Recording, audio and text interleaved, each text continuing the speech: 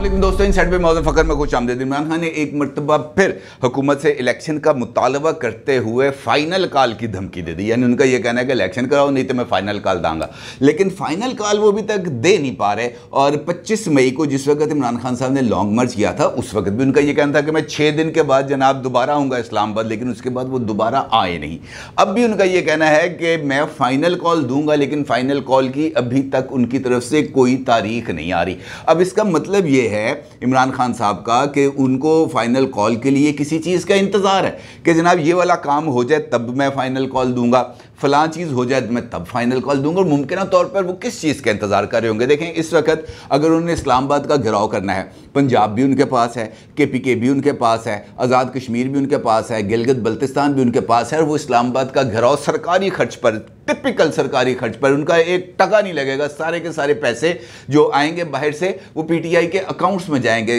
उनका कोई भी पैसा इस घेराव पर खर्च नहीं होगा। लेकिन वो ये घेराव करने पर अभी तक मादा नहीं हो रहे, ना ही इसकी तारीख का ऐलान कर रहे हैं। कहीं इस सारे मामले का ताल्लुक उस खबर से तो नहीं है जो तकरीबन हफ्ता 10 दिन पहले डॉन ने शाया की थी, जिसके अंदर इस बात का इशारा दिया गया था कि जनाब नए चीफ ऑफ आर्मी स्टाफ की तकरीरी के लिए मुशावरती अमल का आगाज़ हुआ चाहता है और सितंबर के अंदर इब्तदाई तौर पर जो मुशावरत है वो मुकम्मल कर ली जाएगी और लास्ट वीक ऑफ सितंबर और फर्स्ट वीक ऑफ अक्टूबर के अंदर नए चीफ ऑफ आर्मी स्टाफ का फैसला कर लिया जाएगा। यानी मौजूदा chief of army staff continue करेंगे या वो नवंबर के अंदर रिटायरमेंट ले लेंगे और उनकी जगह पर नए चीफ ऑफ आर्मी स्टाफ को तकर्रर किया जाएगा। फिर ये नया चीफ ऑफ आर्मी स्टाफ कौन होगा, ये है एक ऐसा मखमसा जहां पर आकर अब इमरान खान साहब फंस चुके हैं। क्योंकि अगर इस मुशावरती अमल का आगाज़ हो जाता है, जिस तरीके से डॉन ने कही बात या जिस तरीके से राना सनाउल्लाह साहब ने कल एक TV टॉक शो के अंदर भी इस बात का इजहार किया कि जनाब सितंबर के अंदर मुशावरती अमल का आगाज़ होगा और अक्टूबर के वस्त तक इस बात का फैसला कर लिया जाएगा कि ये पाकिस्तान के अहम तरीन कलीदी ओहदे पर तैनात होने वाली शख्सियत कौन सी होगी। इसका मतलब यह है कि इमरान खान साहब इन तमाम तब्दीलियों को भी मद्देनजर रखते हुए फैसला करेंगे। इसका मतलब यह है कि इमरान खान साहब या तो सितंबर के अंदर होने वाले इस गुफ्तगू के अमल को सबूताज करने की कोशिश करेंगे, लेकिन अगर वो सबूताज करने की कोशिश करेंगे तो फिर इसके लिए इस बात को भी मद्देनज़र रखना ज़रूरी है कि क्या उनके पास इस मुशावरती अमल को सबूताज करने की ताकत है, क्या वो इस मुज़ाकरती अमल के ऊपर हावी हो सकते हैं अपना जो उनका पॉपुलर पॉलिटिकल बेस है उसके तहत, या उसको बरूए कार लाते हुए। और अगर वो तय नहीं कर सकते, अगर वो इस अमल के ऊपर असरअंदाज नहीं हो सकते, तो फिर ये मुशावरती अमल अगर शुरू हो जाता है और मंतकी अंजाम तक पहुंचता है, किसी जगह पर कोई इत्तफाक़ राय हो जाता है, तो फिर इमरान खान साहब के लिए जो नई प्रॉब्लम है उसका आगाज़ हो जाएगा। क्योंकि इमरान खान साहब जिस वक्त इक़्तिदार से हटे थे, उनका तो बुनियादी ख्वाहिश ये थी कि अक्टूबर में इलेक्शन कराएं ताकि नवंबर में वो अपना फैसला कर सके। और ये ख्वाहिश मुझे इस वक्त अब उनकी पूरी होती हुई नज़र नहीं आ रही। अगस्त ख़त्म होने वाला है, सितंबर के अंदर भी अगर बेशुमार हम चीज़ें में हैपनिंग्स होती हुई नज़र आ रही हैं कि जनाब जिस तरह मुशावरती अमल का आगाज़ है, ये हो सकता है मौलाना फजलुर रहमान और आसिफ अली जरदारी साहब ने लंदन जाना है, नवाज शरीफ साहब ने लंदन में आसिफ अली जरदारी साहब और मौलाना फजलुर रहमान साहब को दाएं बाएं बिठाकर प्रेस कॉन्फ्रेंस करनी है। उस प्रेस कॉन्फ्रेंस के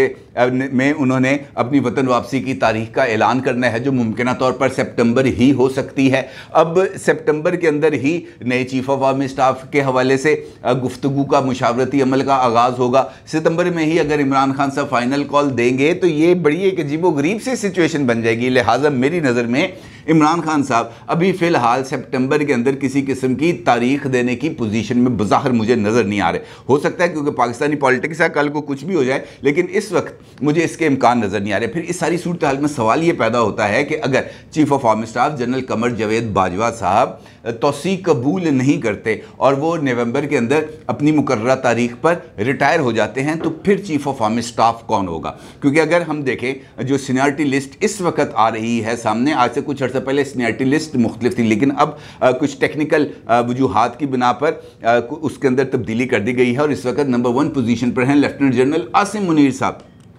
और अगर देखा जाए मेरिट के ऊपर तो जो नंबर 1 पोजीशन पर है सीनियरिटी के हिसाब से वो नया चीफ ऑफ आर्मी स्टाफ हो सकता है, बल्कि उसको होना भी चाहिए मेरिट के ऊपर। और ख्वाजा आसिफ साहब जो वजीर दिफा हैं वो खुद भी इस बात का इजहार कर चुके हैं कि जनाब सीनियर मोस्ट बंदे को ही चीफ ऑफ आर्मी स्टाफ लगाना चाहिए। इसका मतलब ये है कि इस वक्त तक की ये जो इशारा है वो इस बात की तरफ मिल रहा है कि ख्वाजा आसिफ साहब के बयान की रोशनी में कि मुस्लिम लीग नून ये समझती है कि इस मरतबा ये जो पिक एंड चूज करने की बजाय जो सीनियर मोस्ट बंदा है जो नंबर 1 पोजीशन पर है वो बने चीफ ऑफ आर्मी स्टाफ। लिहाजा जनरल आसिम मुनीर साहब का अगर इस हवाले से तकर्री कर दी जाती है तो ये इमरान खान साहब के लिए तो एक बहुत बड़ा सेटबैक होगा। फिर फाइनल कॉल नहीं आएगी, फिर वो तमाम जो है ना वो तारें तूरें वो कट जाएंगी, वो फिर आगे नहीं बनेगा। क्योंकि जब आसिम मुनीर साहब DGISI थे तब ये फाइल लेके गए थे बाज़ाब्ता तौर पर कि जनाब हीरों का हार कहाँ से मिला, किस मामले के अंदर क्या क्या हो रहा है, बनी गाला में मौजूद खातून वो क्या क्या काम कर रही हैं, किस किस तरीके से कर रही हैं, वो तमाम तर तफसीलात पेश की गई थी, जिसके जवाब में उनको उहदे से हटा दिया गया था और फिर जनरल फैज़ हमीद साहब को DGISI लगा दिया गया था। यानी ये जो डेवलपमेंट्स है ये एक दूसरे के साथ जुड़ी हुई हैं। और इमरान खान साहब के कल हरीपुर में जलसे के अंदर जलसे में तकरीर के बाद एक नई बहस का आगाज़ शुरू हो गया कि इमरान खान फाइनल कॉल कब देंगे, इस कॉल की जो हैयत है वो कैसी होगी, वफाकी दारुल हुकूमत का चारों तरफ से घेराव करना क्या मुल्की सलामती के लिए नुकसानदेह नहीं होगा, और क्या पंजाब के PK गिलगित बल्तिस्तान और आज़ाद कश्मीर की जो हुकूमतें हैं ये पाकिस्तान के मजमूई मफाद को मद्देनज़र नहीं रखेंगी और ये क्या इमरान खान साहब की ख्वाहिशात की गुलाम बन जाएंगी, बतौर कठपुतली हुकूमतें काम करेंगी। अब इस किस्म की भी गुफ्तगू जो है वो अब सोशल मीडिया पर भी जारी है, क्योंकि इमरान खान ने तो हरीपुर में जलसे के अंदर वाज़े तौर पर इस बात का इजहार कर दिया ना कि शहबाज शरीफ की हुकूमत कितनी है, ये 25 किलोमीटर रेडियस के ऊपर शहबाज शरीफ की हुकूमत है और वो चारों तरफ से घिरे हुए हैं जहाँ पर मेरी हुकूमत है, यानी कि PK में भी मेरी हुकूमत है, पंजाब में भी मेरी हुकूमत है, आज़ाद कश्मीर में भी मेरी हुकूमत है, गिलगित बल्तिस्तान में भी मेरी हुकूमत है। अगर चारों तरफ से लोग निकल आएंगे तो अमलन इस्लामाबाद का घेराव हो जाएगा, क्योंकि अगर तमाम एंट्री एग्जिट पॉइंट यकीनी तौर पर वो पंजाब से आते हैं, KPK से आते हैं, गिलगित बल्तिस्तान से या आज़ाद कश्मीर से, सब ने होके या तो KPK पे आना है या इन्होंने जाके पंजाब में दाखिल होना है। लिहाजा उस सारे सिनेरियो के अंदर अगर देखा जाए इमरान खान साहब अगर लोगों को निकालने में कामयाब हो जाते हैं, जिसका वो दावा कर रहे हैं कि भाई ये फाइनल कॉल दूंगा, तो उस फाइनल कॉल के नतीजे में वो क्या करेंगे, वो इस्लामाबाद का घेराव करेंगे ना, उसका मुहासरा करेंगे और उसके बाद हुकूमत पर दबाव डालेंगे कि जनाब हमने पुराने ज़माने की तरह किले का घेराव कर लिया है, अब आपका हमने हुक्का पानी बंद कर दिया है, ये जो अशियाए खुर्दोनोश हैं ये वहाँ पे दाखिल नहीं हो सकेंगी, पानी की सप्लाई ख़त्म कर दी जाएगी और एक दिन आएगा कि वो किले के दरवाजे खोल देंगे, कहेंगे जनाब आ जाओ भाईजान। लेकिन मौजूदा हालात में, पुराने दौर की बात है जब इस तरीके से किले के दरवाजे खोल दिए जाते थे, मौजूदा हालात में ऐसा होना नामुमकिन है। क्योंकि मैं एक मरतबा पहले भी इस बात की तरफ आपको इशारा दे चुका हूँ कि इस्लामाबाद से पहले पिंडी आता है और ये पिंडी एक बहुत बड़ी रुकावट होगी इमरान खान साहब के इस सारे अमल के दौरान, क्योंकि कोई भी इदारा और ख़ास तौर पर पाकिस्तान की सलामती से मुंसलिक इदारे वो इस बात की इजाज़त कोई दे ही नहीं सकता कि आप वफाकी दारुल हुकूमत का घेराव करके बैठ जाएं और क्या जनाब हमने इसको आइसोलेट कर देना है, हमने इसके राब्ते पूरे मुल्क से काट देने हैं। मुमकिन नहीं है, किसी भी सूरत मुमकिन नहीं है। इमरान खान साहब अगर ये सोच रहे हैं तो वो एमको की जन्नत में रहते हैं, इसके अलावा उनका कोई और मुकाम हो ही नहीं सकता। ऐसा सोचने वाला यकीनी तौर पर एमको की जन्नत में रहता है। खैर, अब ये इमरान खान साहब के ज़हन में है कि जनाब मैंने ये करना है और उन्होंने कल हरीपुर में इस बात का इजहार भी किया। उन्होंने वाज़े तौर पर धमकी भी लगाई, उन्होंने कहा जनाब इलेक्शन कराओ नहीं तो मैं फ़ाइनल कॉल दूंगा। फ़ाइनल कॉल क्यों नहीं दे रहे और उसकी तारीख का हतमी ऐलान कब करेंगे ये उन्होंने नहीं बताया। अलबत्ता उनका ये कहना था कि ये मेरा प्लान है, चारों तरफ से लोग आएंगे। चारों तरफ से लोग आने का मतलब वही है जो मैंने अभी आपकी खिदमत में पेश किया। दूसरा नुक्ता जो उनकी तकरीर में था वो था इस्टेब्लिशमेंट, वाज़े तौर पर क्लैरिटी के साथ कि उनका ये कहना था कि हम अपने इदारों पर कभी तनकीद नहीं करते, हमारा एक ही मकसद है इस हुकूमत से हमारी जान छुड़वा कर मुल्क में साफ और शफाफ इलेक्शन कराए जाएं।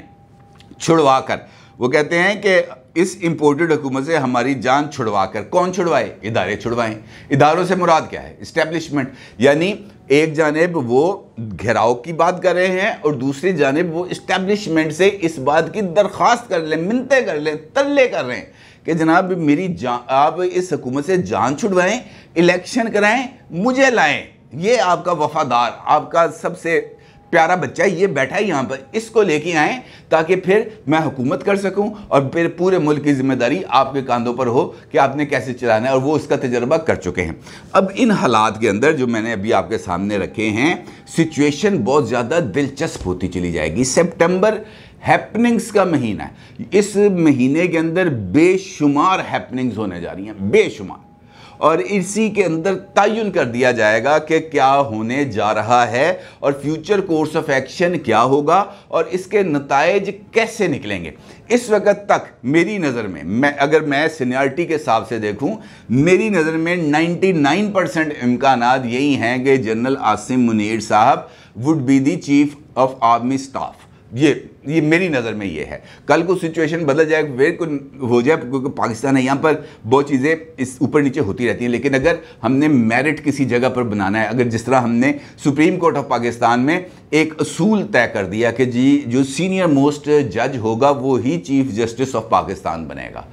तय कर दिया ना असूल, कानून साजी होगी, असूल तय हो गया। इसी तरीके से यहाँ पर भी अगर ये वाला असूल सीनियरिटी का टॉप 2 है ना, क्योंकि 2 पोजीशंस खाली होनी है, एक पोजीशन खाली होनी है chairman joint chief of staff committee की, दूसरी पोजीशन खाली होनी है चीफ ऑफ आर्मी स्टाफ की। अब ये जो सीनियर मोस्ट हैं, नंबर 1 नंबर 2, इसी ने ऊपर नीचे फ्लक्चुएट करना है, इनमें से कोई एक चेयरमैन बन जाएगा, दूसरा चीफ ऑफ आर्मी स्टाफ बन जाएगा। लिहाजा